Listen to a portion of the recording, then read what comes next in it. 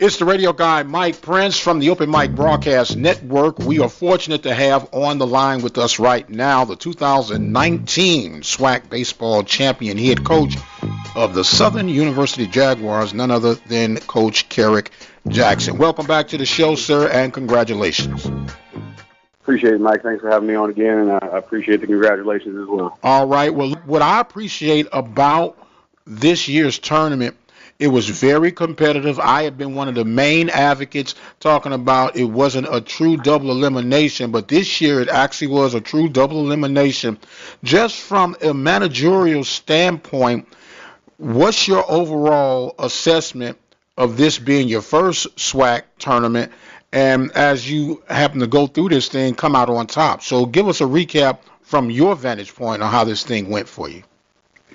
Obviously, we ended up in the dog pile on the field, so it ended the way that we wanted it to end. I think going through the process of playing the games, the biggest thing for us was our kids had a lot of jitters those first three games, and we just couldn't shake them. We made mistakes early, and we were able to recover from most of them until that game against Texas Southern, where we ultimately ended up losing that game. But I think it was competitive all the way through. I think we had a little edge of an advantage when it came to depth of pitching staff over everybody else. So I think that helped us. And then I think the biggest thing that helped us on championship day was because the game was delayed, our kids were able to go back to the hotel, and they had cleaned our room, so they just put us in a conference room, and they just kind of laid down and relaxed. And I think that took the anxiety that they may have had, or that nervous excitement that they may have had, and it calmed it way down. And then I think you saw us come out and play the brand of baseball that we're capable of playing because we weren't so anxious. And I think our other games, that's the way it was. It was this nervous energy of, well, I can't mess up here, and I try to get them over that. But when you get kids that are in that position and they've been in it for the first time, it's tough. So you're saying thank God for the rains. Yes, sir. Yes, sir. We're speaking right now with Kerrick Jackson, head baseball coach of the Southern University Jaguars. Come in, and it was, I guess to a degree, somewhat of a disappointment from a fan's point of view that the contest ended the way it was, 15-0. And I'm going to say this, you don't even have to respond to what I'm about to ask you. From a competitive nature and from a pitching depth nature, would it be safe to assume that probably the three games you ended up playing with Texas Southern was the tournament championship within itself? Yes and no. I think Alabama State is another team similar to Texas Southern that has been there before and been in that environment. I think probably the one thing that, when you look at us versus Texas Southern, we played them 9 times. And so to play a team in 1 year is a lot. And so I think there was some familiarity with them, with us, and us with them, that allowed the games to be the way that they were with regards to, how close they were. But again, like I told you, I really do believe, and it's no disrespect to them or anybody else, I believe that our kids had some jitters, and their kids did. They've been in that environment. They've won it 3 out of the last 4 years. So they were able to start those games and just, hey, this is business as usual. And he brought back some pitchers and rolled them back over and over again. And that last time, it was just too much. Yes, sir. Once again, we're speaking with Kerrick Jackson, head baseball coach for the Southern Jags. They are back in the winner's circle. A short time to return back to the glory of Southern Jags' historic baseball season. We've talked about this before, Brother Jackson. You come in after a living legend in the likes of Kador, and you're able to inherit this team. You get a 2-year deal, and on the finale of your deal, you're lifting up the championship. A lot of people whispering in the back of their mind. And I wouldn't be a good journalist if I don't ask tough questions from time to time. Does this change your position on do you stay or do you move on now that you've proved your point and won a championship? I think I came here with the intention to be here long term, and I think it's now, it's one of those situations, like you said, in having a 2-year deal. It's not my decision whether or not I stay or go. I think that decision now relies in Southern University whether they want me to be here or not. I made no bones about what my intentions were when I first got here, how I looked at it, that it was not a stepping stone job for me, that I had the idea of wanting to stay here as long as possible. I love the idea of being in an HBCU and being able to, here within the next few years, being able to put ourselves in a position where we're going out there and as black coaches, we're representing well, as with black players, we're representing well. And that's what's intriguing about this to me. And so ultimately for me, yes, I do want to stay, but that's not my decision. I do understand, and I appreciate you just squaring up and answering the question for what it was. Another question is this. You coming from a Power 5 program of Missouri, SEC, some of the upper echelon ball players throughout the nation. What were some of the hidden challenges and some of the obvious comparisons from one conference to the next? I think obviously you got your financial aspects of it that are there forefront. I think the thing that was most frustrating to me in year one, from a recruiting standpoint, transitioning into year two, was the number of black kids that said they wanted to play at predominantly white institutions. That part of it I just didn't get it, and I understand. What people may have as a perception of what HBCU baseball is about. And we have to, as HBCU coaches, we have to change that perception. But I just felt like with the things that I had done, with the message that I was delivering, with the track record that I had, that more of those kids that we went after would have said, well, wait a minute, this is something that's different than what we've known before. Let's see what this guy's talking about. And it's ironic because all of those kids that we recruited and that we offered and all those such things, you and I talked the first time, and I told you what my goals and aspirations were. The one thing that I left them with when they left my office was, listen, in this thing, you have two choices. You can read about it and wish that you were a part of it, or you can be a part of it. But either way, it's going to happen with or without you. And I said, that's no disrespect to you, but I'm dead set on getting accomplished what I want to get accomplished. And so now we've come full circle, and all those kids that told us no, they're on that side where they're reading about it. Wow. That's talking about, just as you said, going on, either ride or die.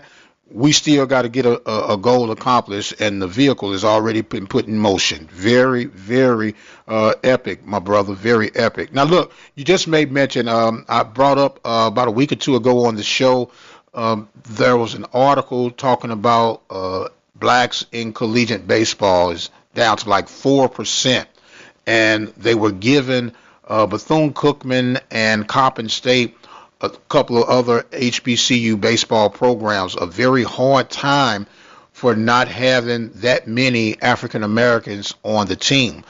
And my response is this: A, they got to want to be on the team, and then yes. B, you got to still build a program and a team to represent the university that you're hired for. So I guess in a roundabout way, just because you're an HBC program, do you feel that you must have HBCU players to make up the majority of your roster?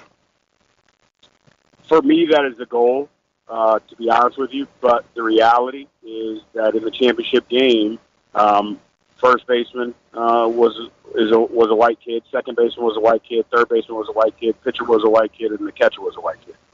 And so, like you said, it's going after the kids that can help us win, and we will have a diverse roster. I think the nature of the game and where it is right now will always put us in a position where our roster will be diverse. What I won't do is I won't go completely away from recruiting black kids to pro team. That ruins the whole idea of me coming here. And so for me, it's yes. When we make that trip to Omaha, I want the best players on the field, but it makes it, in my opinion, that much sweeter if we're all black on the field, including coaching staff. But like you said, it's time. We have to win, and my first foot forward is going to be to go out and recruit the best black kids that we can find. And if they don't want to be here, then we're going to go get the kids that want to be here. Absolutely, and that is the balancing act. Sometimes you're kind of forced to hang over a barrel. You know, people want you to win. They want you to win a lot. They want you to do it with black players, and they want you to win again. so right. You can only dance with the ones that say yes at your proposal. So I understand that wholeheartedly. We're speaking with Kerrick Jackson, head baseball coach of the Southern Jaguars. Southern comes in, take care of business. They were stretched to the membrane, as we used to say, but they came out with the whipping sticks in the championship round, victorious 15-0 over Alabama State. In all fairness to Alabama State, just ran out of gas at the wrong time, not taking anything away from the success that they had on that side. You had a chance to play against every team in the conference, I believe, or at least see them from one point or another. Without going overcritical, what do you see the strengths and weaknesses of this conference baseball-wise? I think first and foremost is our athleticism. You know, every team that was in the tournament and that we played against, you had athletes all over the field, and even with us. I mean, we're very, very athletic. We got 5 guys on our roster in our starting lineup that are all close to 20 stolen bases. And so I think that's the one thing, is that we're very athletic. And I think that we lack as a league, we lack pitching depth. The quality of arms that you can bring out there that can put you in a position to be successful on a very high level is probably where we lack, if anything. But I think there's a passion that's played with this game in our league. Sometimes it goes a little bit overboard, and we talk to our players about that. You know, it's a situation where rivalries can get heated, but they shouldn't get personal. And so being able to differentiate between a competitive rivalry and a personal hatred, we got to caution our kids on that so that we go out and we represent ourselves in the conference in the best light possible. Absolutely. You know, I'm thinking back, sometimes in the old and SWAC days, you talking about getting personal. Personal, I think, was beyond personal. It was personal. So, yeah. And I think that, and going back to this article that I have read from the D1 baseball perspective, when they spoke with some of the kids from Bethune-Cookman and from Coppin State, they said maybe some of the African-American student athletes would return to baseball if they would take this cloak and dagger-like approach and mentality and kind of loosen up and let the kids' personas come to the surface. How do you respond to that? I think there is some validity to that. I don't know if it's necessarily a correlation to the lack of players in the game, because I think, yes, in its essence, baseball is a traditional sport, but now as you're seeing at the big league level, you're starting to see a little bit more of that. You're starting to see them loosen up a little bit, and it's not so much of the guy hitting the home run and celebrating it, and then he automatically gets beamed the next time. It's more the idea of, if you don't like him celebrating, don't let him hit a home run. So I do believe that there are aspects of that will lend to getting more players in our game. But again, it goes back to scholarships. It goes back to coaching at the younger levels and getting the kids to understand how to play the game and the fundamentals of the game. I think those are some of the things that are probably more important to kids coming back and playing the game the way we want them to than it is the fact that, the celebrations are, being held down and quieted. Does that help? Yeah, it might help, but it's definitely not the crux of the problem, for sure. Well, I think I have the answer to the resurgence of baseball impacting the African American community and just America across the board. And are you ready for this, brother? It's going to. I'm ready. You ready? I'm ready. It is the return of quality investment in Little League baseball, not select ball, but Little League Agreed. ball.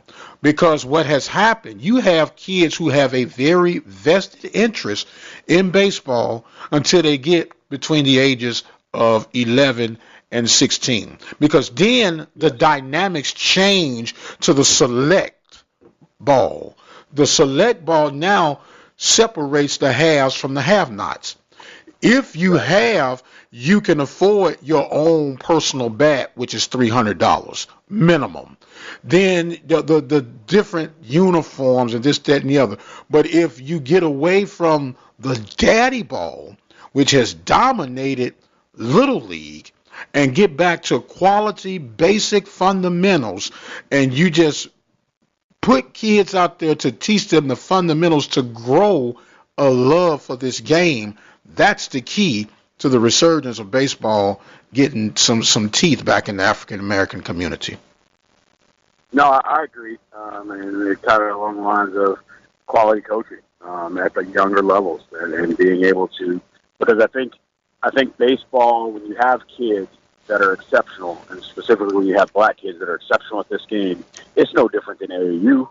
You got AAU teams traveling all over the country. So yeah, we could say that baseball is $300 bat. Well, they're wearing $300 pairs of shoes. Plus, they're going to play in an AAU tournament in California. Then they're going to play in an AAU tournament in Georgia. Then they're going to play in an AAU tournament in New York. So I think, and those kids that are the elite, they don't pay for anything. So I think if you get the right kids, if you get the right people behind them, I think we could have a similar setup. Now, there's some parts of that AAU basketball thing that get a little bit shady. I wouldn't want us to go that route, but at the same time, your top kids in high school basketball, when they're playing on these teams that are traveling all over the country at $400, $500 a pop for a plane ticket, plus everything else, it gets sponsored. And there's enough money in this travel ball game that we could supplement some of these kids having opportunities. And there's enough guys out there that have funds that I believe if you put the right product together and the right structure, that they would back that thing and say, oh, this is going to help our African-American kids get back into this game. Yeah, I'm all for it. Absolutely. You know what? I have, I guess, almost like a bucket list. And my bucket list would be this. I would like to just get some kids that have a basic understanding of baseball from Little League. And if they gave me 2 weeks to a month to train them, I would take on any select team in the country. Any select team. For sure. And that's what you're looking at. I mean, that's similar to what you're looking at with our team right now is that, and I tell our guys, and I say, listen, I say this with no disrespect to you, but we're athletes playing baseball. We haven't yet matured to baseball players. And when you take our athletic ability and you match that with a high baseball IQ, who's going to stop us? And so we're still working to get to that point of being baseball players as opposed to athletes that are playing baseball. And that epiphany actually blossoms through realistically between the ages of 18 and 25 because your mind begins to catch up with the athleticism within your body. You have a natural gift of being athletic, and then you hone it in with being able to think the process of baseball too, because a lot of people don't understand there is a mental approach for baseball that is different to football, that's different to basketball, is different to any other team sport that we have on the planet. And when I say that, they say, well, Mike, you say that because you're a baseball guy. No, in football, as an old linebacker, if I got pissed off, I just go hit somebody real hard. You understand? In basketball, I'm going to posterize you. But in baseball, I got to be motivated to be able to internalize that energy that I don't get so erratic that I throw the ball away because I'm so hot and unfocused, then now this era has put this runner in scoring position because I wasn't able to have a quiet storm moment from within. And that's what people don't understand about a baseball player. Exactly. And I also think that's what makes it tough for our kids to play the game because of those factors, and not understanding how to deal with the things that go wrong. And I tell our guys all the time, our hitters, listen, man, your most important at bat is your next one. You go 0 for 3 with 3 strikeouts, but you come up in your fourth at bat with a tying run or winning run at second base, and you deliver a single. Nobody remembers that you went 0 for 3 with 3 strikeouts. Amen. But it's tough for them to conceptualize. Well, wait a minute. It's okay for me to fail and not get a hit, and you're telling me I'm still successful in helping the team win? I don't understand that. So it's being able to get them in a position where we can teach them those types of concepts at a younger age, and then once they grasp the understanding of how the game is supposed to be played, then you see your guys on TV right now, your Jackie Bradley Juniors, and those types of guys that are out there doing their thing because they understand how to play the game, and their natural athleticism puts them a step ahead of everybody else. We're speaking right now with Kerrick Jackson, SWAC 2019 baseball champion for the Southern Jaguars. As always, anybody that talks baseball gets a open invitation with us here on the Mike Prince Show. So I appreciate you taking time out with us right now, brother. I got one more tough question, and then I'm going to lay the rest out softball pitches. How about that? All right. Yeah, and it could be a yes or no, but I'm going to let you handle it the way it needs to be handled. From your vantage point, across the board, are we spending enough on baseball institutionally for our programs to be competitive across the board? No, we're not, and I think it's because we don't understand what the baseball impact can be on the landscape of college athletics and the impact that it could have for our institutions. We're the one sport. If our basketball team goes to play LSU and our football team goes to play LSU, the chances of them winning those games are very, very minimal. And people would say that the chances of us winning those games are very minimal. But my argument to that would be when we're prepared with the right personnel that we can have from year to year, and we go out and we execute our system, then it allows us to be successful against teams on a national level, and none of the other sports will be able to do that year in and year out. Like you said, you being a baseball guy, you know that's the beauty about baseball is it really doesn't matter who's on the other side. The only time that it becomes mano-a-mano is when he's on the bump and you're in the box, or you're on the bump and he's in the box. Other than that, the hitter hits the ball, hits the ground ball to the shortstop. Well, now it's between you and the ball. The hitter that hit the ball, well, he factors in because if he's a fast runner. But you fielding that ground ball has nothing else to do with anybody else. It's not that way in football and basketball. So being able to put that investment in to get us to play on that level, and then now you can put us in a position where we do become a revenue-generating sport. Probably never again like football or basketball because we play in bigger arenas that hold more people, and it's just the nature of it. But we can be a revenue-generating sport. And with that being said, realistically, what would you project a minimal successful revenue gain to a maximum potential revenue gain if a baseball program is structured properly? That question, that's a tough one for me, just because as a second-year head coach and never really having to pay attention to the finances of it, knowing what those revenue streams look like, it's tough to say. But I would like to think that here we could put ourselves in a position where we're going out and we're playing at a high clip, and if we're playing 30 home games a year, averaging 1,000 fans in those 30 home games. So then now when you take that out and you you do the math, so you're talking about 30,000 fans that you're bringing in over the course of the year, and it's, a simple math of $800 or $8 a ticket. Well, now the math takes care of itself. Now, can we average 1,000 fans?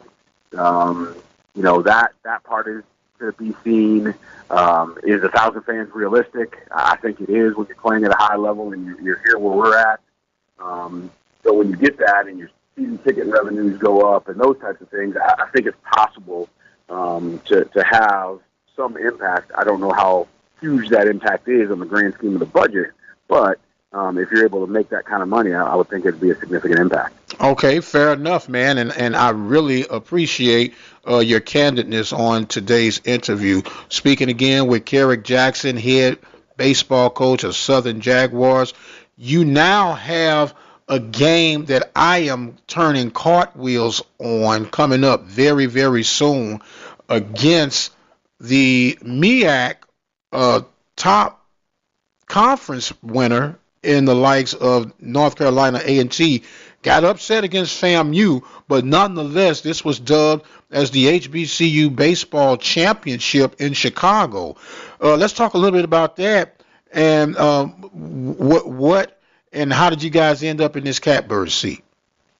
So it's the idea of it and what it can mean, I think, are pretty significant. I think unfortunately, there's still some things from a contractual standpoint that are taking place that we're still trying to figure those things out. But I like the idea of it. It's an idea that personally I had when I first got into the league last year, and I saw what our conference schedule looked like with regards to us finishing our weekend, the weekend before everyone else, and then putting the teams that win, like ourselves this year, in a position where if we're not able to play this game, now we're sitting idle for almost 2 weeks. And again, different than football, this is a sport where you have to stay in rhythm. And at this time of the year, you don't want that rhythm to be inter-squads. It loses its luster when you're playing against each other. So if you can stay in a competitive environment, getting you prepared for the regionals, that's the best case scenario for us. So I love the idea of the game. I think there's some things that need to be ironed out because I think we should be taking the two winners of each league.